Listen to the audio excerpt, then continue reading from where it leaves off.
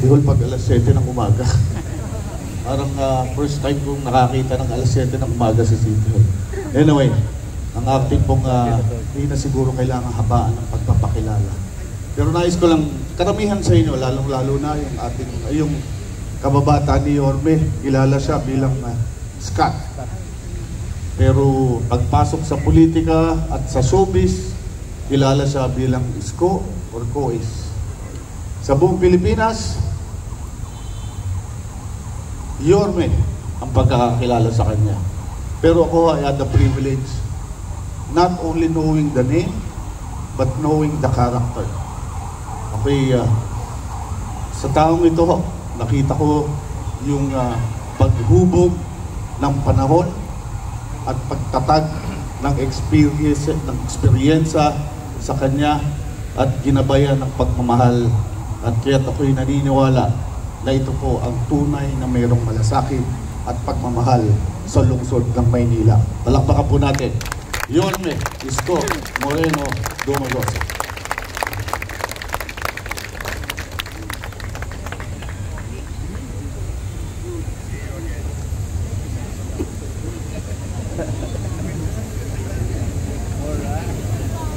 Dati nawala yan eh. Laki nagtatraffic to nawala. Yung bakla na mainay.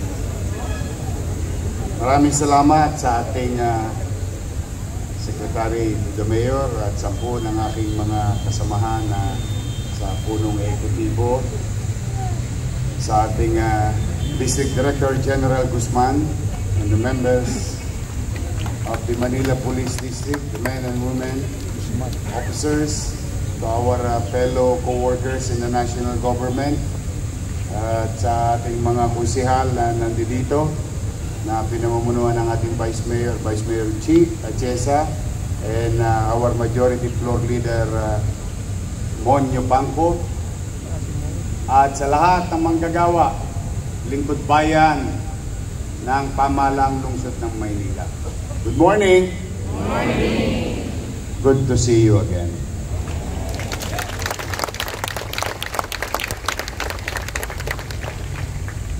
Loobin nawa ng Diyos, this is our first of 468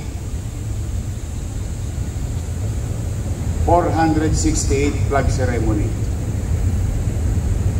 Marami pa tayong pagsasamahan, but you know, nowadays I think hindi naman kaila sa inyo na medyo very challenging ang City of Manila. Physically and fiscally.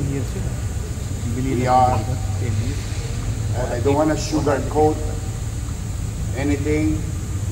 Let's just focus and accept the problem, because in problem solving, acceptance is the key. It's the first step. Ang tanong, may problema ba? Meron. Ang tanong, may solusyon ba tayong gagawin? Yes. Together, all of us here, may halaga ang bawat isa sa inyo. Saan mang ahensya, bureau, departamento kayo napapabilang. Hindi kayo nailagay dyan nang wala lang. Kayo'y kinilala, kinuha ng pamahalang lungsod upang maging bahagi ng pamahalaan na paglingkuran ang ating mga kababayan. Yang angking galing ninyo, talino, I hope I'm not asking too much. Please do some extra steps. We really need to catch up. Back to zero tayo. But, you know, if there is one good thing about the situation, sanay ako nang wala. So, I know how to start with nothing. And I know how to begin. And I hope samahan ninyo kung muling magsimula na maibigay natin sa ating mga kababayan lungsod ang malinis, maliwalas at panatag na pamumuhay. Wala ko ibang hiling sa inyo, kundi galingan nyo lang. O now, in return, and let this be put it on record, pinabalik ko yung dating polisiya ko na sinimulan ko na dati. Kaya lamang binago-bago dahil mas lamang ang malapit sa kusina sa mga nagdaang panahon. Now, to all of you here listening, and please send this to our fellow workers. Mag-apply kayo ng promotion based on merit ang promotion natin muli sa lungsod ng Maynila. Marami sa inyo dyan. Alam ko natapakan ang paa ninyo. Minsan nga nagugulat kayo, bigla na lang pumasok sa opisina, yung bagong appointment mas mataas pa kaysa sa iyo. Tama. Opo, alam naman natin yan. Sabi ko nga sa inyo, in problem solving, you accept the problem, then we introduce solution. Nung araw, saksi ang Diyos, 98% ng na-promote na permanent, hindi ko kilala, hindi ko nakita.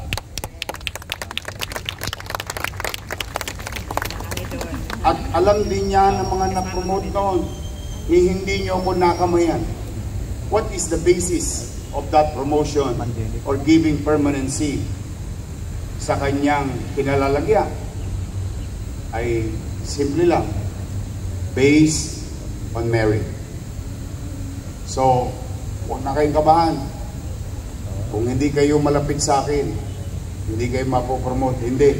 Mag-apply kayo ng promotion ninyo at based on merit and time of service sa ating dito sa lungsod. At ito naman ang paalala ko. Siyempre, hindi naman ako napunta rito ng mag-isa lang. Meron din akong mga kakamping dala-dala. O, kung kukuha rin lang naman kayong item, ang kunin nyo na, yun sa dulo ng walang hanggan. Hindi yung kayo pa nasa unahan. O bakit? Eh may nauna sa inyo eh. True that we have to accommodate you if you're qualified. But maging magalang tayo sa mga kasamahan natin sa loob na opisina na magiging katrabaho natin. Kaya, Madam Jo Quintos, you know the drill. Repeat order lang to. Please, huwag kayong mahihiya. Lalo na kung halimbawa, kayo'y paritiro na. Marami na bang paritiro rito? Good luck sa inyo. Ay, DSIS. Hindi pa naulog yan. Kailangan kong bayaran ulit yung 200 million na utang ng DSIS. Ulit. Kaya harap nangyari. Kawawa naman ng mga magre-retiro. But na-resolve ako naman na yan dati.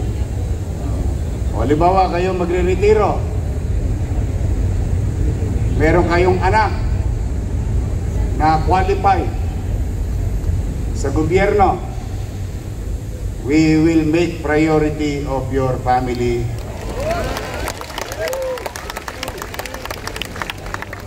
Doon man lang malingon kayo ng pamalang lungsod na pinaglingkuran ninyo for 20, for 30 years. As a matter of gratitude, as long as they are qualified, they can do so. yun man lang maipamana nyo sa kanila. Sa mga oras at araw at gabi ng pagpupuyat, pagsusobra ng oras ang pagkatrabaho ninyo, sakripisyo nyo sa trabaho sa gobyerno ng Maynila para sa ating mga nasasakupan, doon man lang masuklian kayo ng pamahalaang lungsod ng Maynila. Sa MTPB, nako. Siguro naman narinig na ng direktor ninyo na si Dennis Biahe. Ang traffic enforcement is traffic assistance. Hindi violation lagi ang hinahanap natin. Anyway, may huli o wala, may sweldo. Ang tanong lang naman, kailan? Opo, buti na sa umpisa pa lang, malaman nyo na. Ang sabi, di ba? Ang nagsasabi ng tapat, nagsasama ng maluwag. Oh, hindi ko alam kung aabot ang sweldo ninyo sa katapusan. Yes. That's how we are ruined. But don't worry. Katulad ng sinabi ko kay Jazz, sabi ko, Jazz, basta tayo empleyado muna bago kontraktor. She knows it naman from the beginning. And the good thing about Jazz, pro-employee rin si Jazz. So, lahat ng bimpo, bibigayin ko. Makasweldo lang tayo sa katapusan. Para na tayo ngayon.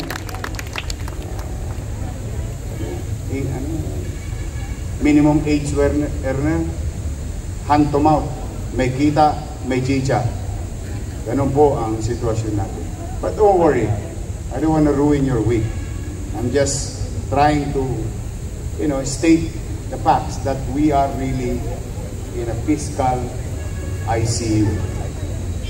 To our people in Manila.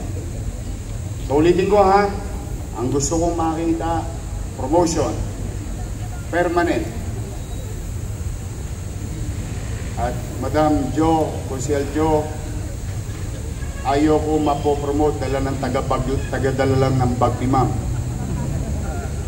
May direktor. And so, let's give merit and credit to those people who deserves to be promoted. Ngayon, sa ating bisita, may mga bisita tayo rito, may magdo-donate ng 2 motor. Wow. Mabasa sana kayo ng ulan, nang dumami pa kayo. Magandang Lunes, umpisa na ng pagbubukas. But now, I'm going to address the people of Manila here. And let me take this opportunity to address our citizens. I assume 12:01 last Monday, facing chaotic filth like Smoky Mountain in most of our avenues and boulevards in the city. Hindi pa kasama dyan yung mga basura sa kanto ng iskinita at bahay ninyo. And timing, nawala naman yung 2 kontratista. Now, let us not put blame to one another. Hindi rin sila biniyaran, hindi na rin nila kaya.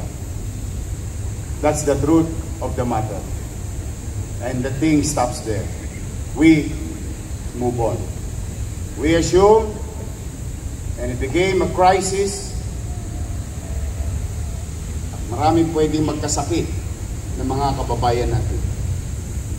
So at 2 o'clock, immediately after 12:01, the same day, we took the responsibility and put things in right order.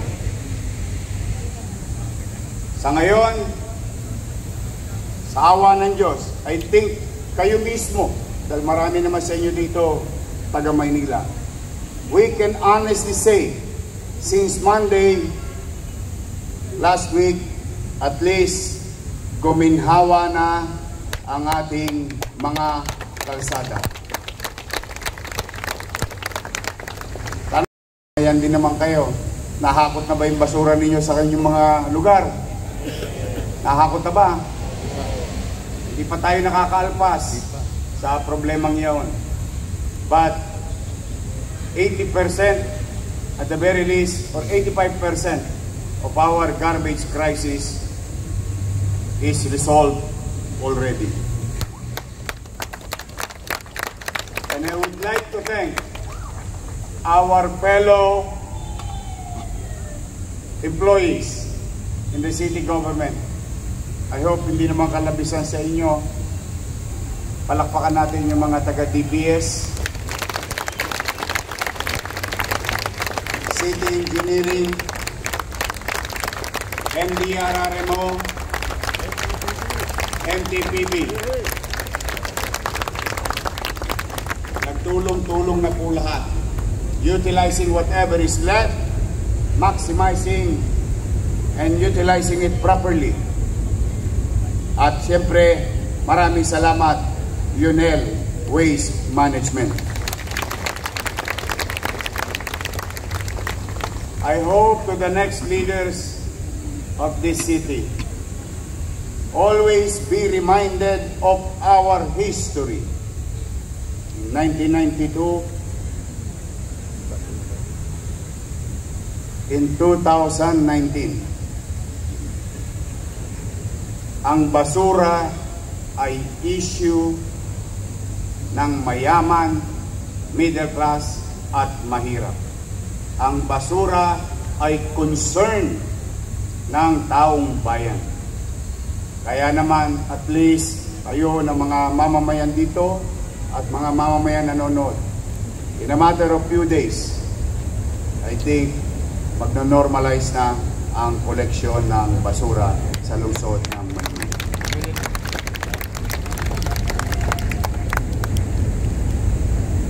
One problem down. Then we go to the next. I went to hospital ng Maynila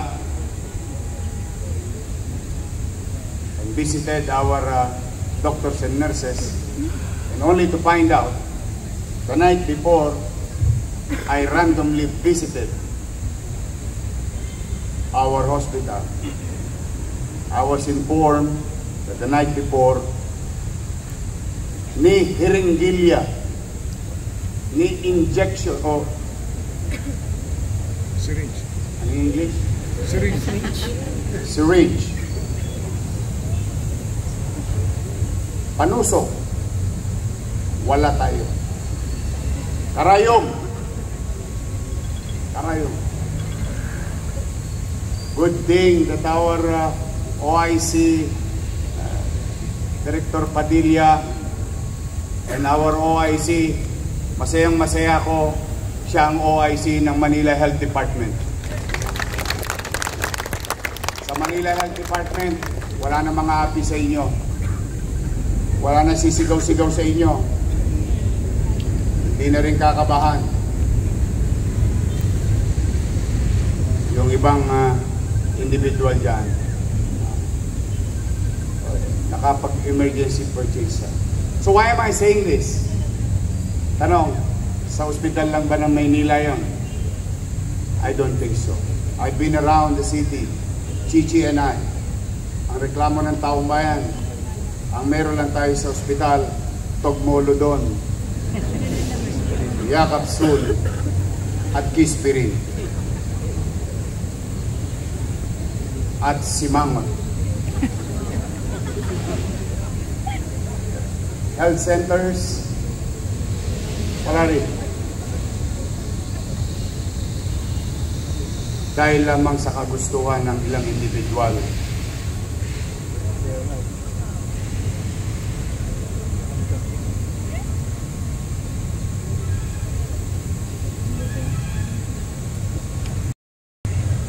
Dahil lamang sa kagustuhan ng ilang individual na pagnasahan ang kaban ng bayan, na sakripisyo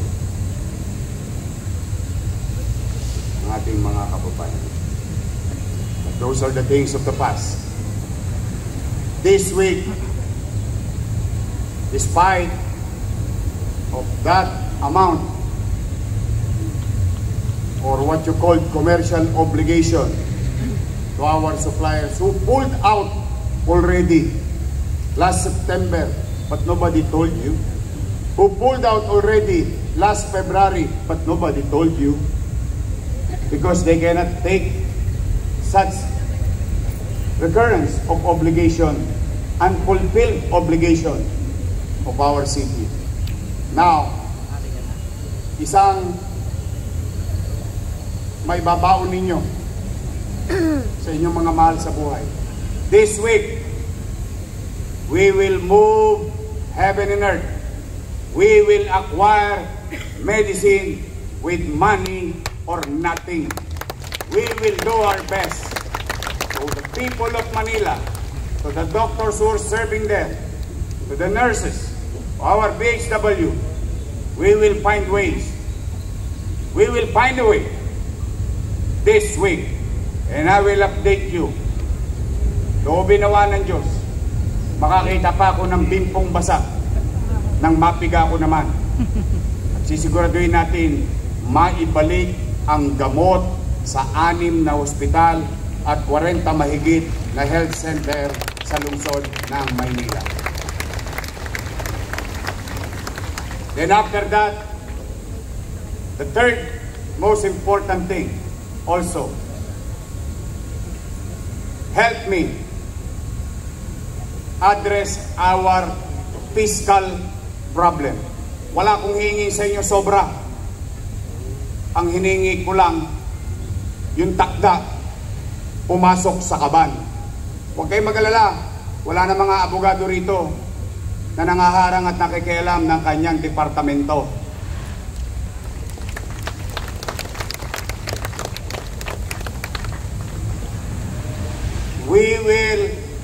You will operate as a department, not being run by 1, 2, or 3 person higher than you. Wala nang ganon. Kaya kailangan ko ng tulong ninyo. Trying to be honest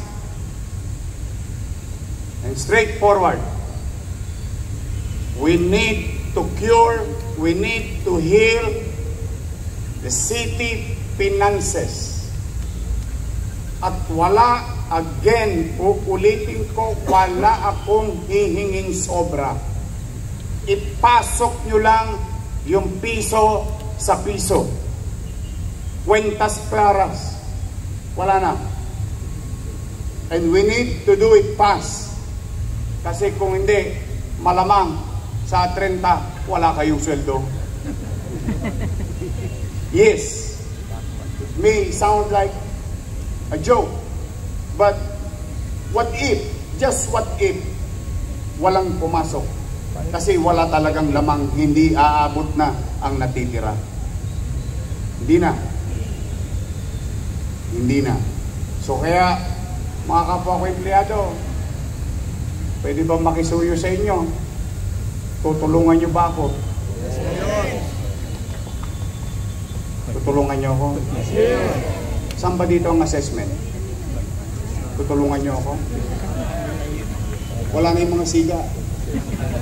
Wala na. Maniwala kayo. Wala na mga api sa inyo. Isa lang ang boss. Lagi, isa lang ang boss ng opisina. Hindi maraming boss. Kaya pag may nakialam sa inyo dyan, halimbawa, city administrator, secretary to the mayor, sabihin nyo sa akin, tapos na yung mga panahon ng pang-aabuso ng city administrator o secretary to the mayor sa inyong opisina. Wala na. Sino dito sa zoning? Wala na rin.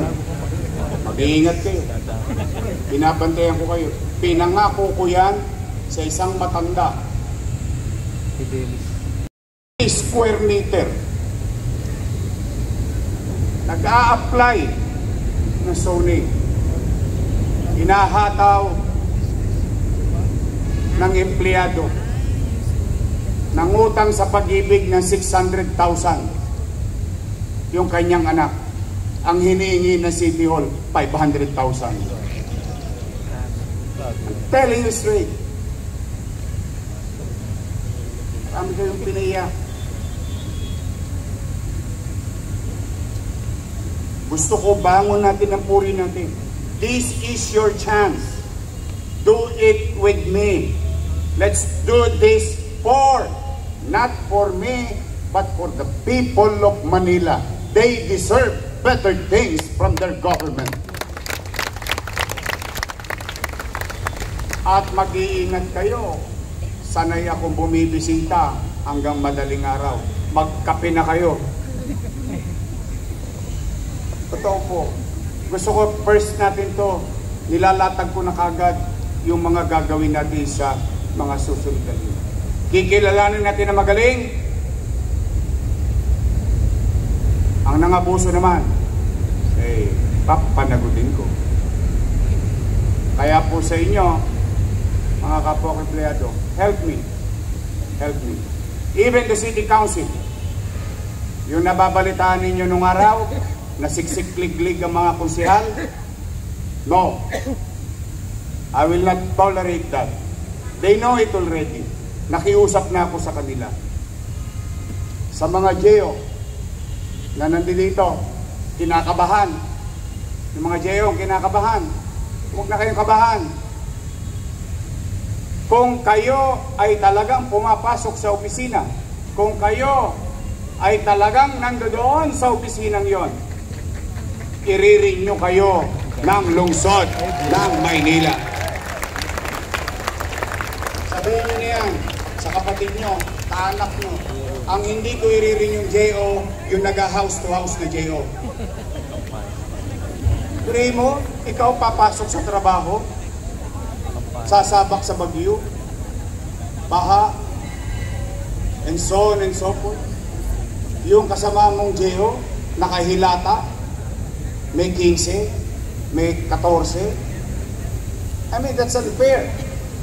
So, while it is true that we are going to cost cut, but we are going to cost cut efficiently. Hindi whimsical, hindi capriccio. Kaya, yung katulad ng binulong sa akin, maswerte itong mga nakabanda. May 22 kayo, sabi mo. Sabi mo sa kanila, effective July 1. Kaya pala mahina yung musika kanina.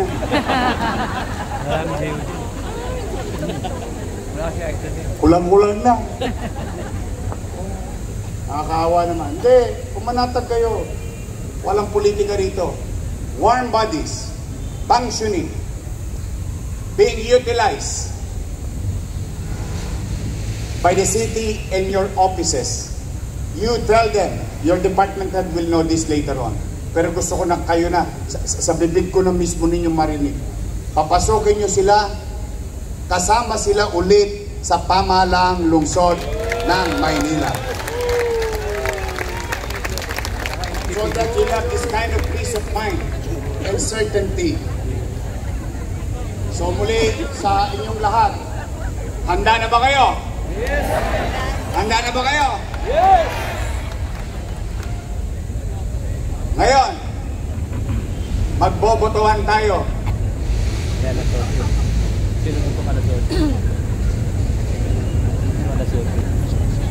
Mag-eleksyon tayo. Taasan ang kamay. So that you will know. And we will know what the majority wants. Or what is more beneficial to the greatest number. Or in this case, city employees of the City of Manila. May concern sa atin. Sabi, ano ba? 8 to 5 o 7 to 4? Teka na. Hindi po to sabayang bigkas.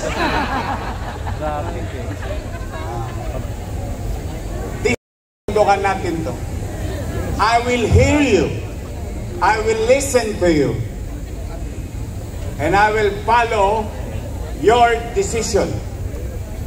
Taas ang kamay. Tandaan ninyo ha, pag-isipan nyo maigi. This is it. Talo naman ako. Taas ang kamay na gustong 7 to 4. Sige na.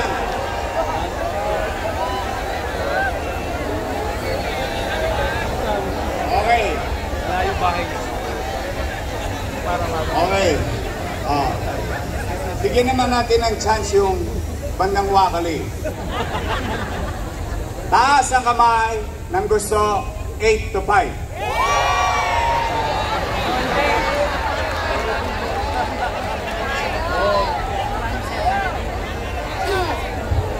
Ang tawag dyan, o yan ang resulta doon nakaraang halalan. Mudslide. We are 7 to 4.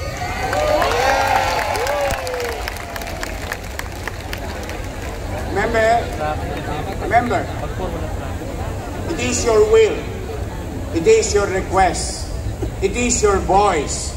Now you have a city government who listens to you. Okay? So 7 to 4. Oy, mga department at saka bureau, walang 7 to 4 sa akin. Broken hours po kami. Sa totoo lang, siguro nakaka 30 hours pa lang ako na total na tulog since Monday. But that's the least of your problem. So, 7 to 4. We're okay? Yeah! I love you.